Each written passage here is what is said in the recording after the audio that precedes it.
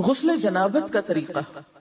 حضرت میمونہ رضی اللہ عنہا بیان کرتی ہیں کہ رسول اللہ صلی اللہ علیہ وسلم نے غسل کا ارادہ فرمایا تو سب سے پہلے دونوں ہاتھ دھوئے۔ یہ غسل جنابت یعنی ناپاک جب انسان ہو جائے تو اس کے بعد پاک ہونے کے لیے جو غسل کرنا ہے اس کا طریقہ۔ تو آپ صلی اللہ علیہ وسلم نے سب سے پہلے اپنے ہاتھ دھوئے۔ ہاتھ کیوں دھوئے؟ کیونکہ باقی کام سب ہاتھوں سے ہی کرتا ہے انسان، تو اگر صفائی کرنے والے ٹول صاف نہیں تو صفائی کہاں ہوگی۔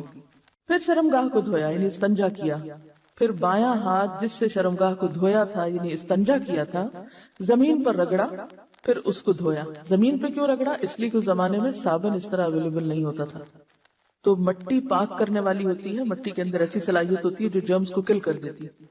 تو اگر آج آپ کے پاس صابن ہے تو اس کے لیے ضروری نہیں کہ آپ مٹی پر ہی ہاتھ رکھ دیں کہ اب آپ پریشان ہو کہ ہمارے واش روم میں تو ٹائلز لگی ہوئی ہیں اور مٹی نہیں ہے تو کیا ہمارا غسل نہیں ہوگا، تو اس کا آلٹرنیٹ آپ استعمال کر سکتے ہیں۔ پھر کلی کی اور ناک میں پانی ڈالا، پھر چہرہ دھویا، پھر کوہنیوں تک ہاتھ دھوئے، پھر سر پہ پانی ڈالا اور بالوں کی جڑوں تک پانی پہنچایا۔ یعنی صرف پانی ڈالا ہی نہیں بلکہ مل کے سر کو بالوں کے جڑ یعنی جہاں سے بال اگتے ہیں اس سارے حصے کو خوب تر کیا۔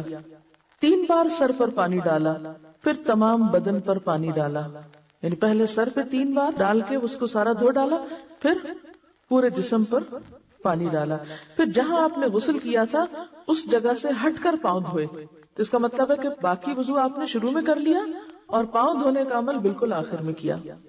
حضرت عائشہ رضی اللہ عنہا اور حضرت عبداللہ بن عمر رسول اللہ صلی اللہ علیہ وسلم کے غسل جنابت میں وضو کا ذکر کرتے ہوئے فرماتے ہیں کہ آپ نے سر کا مسح نہیں کیا بلکہ اس پر پانی ڈالا۔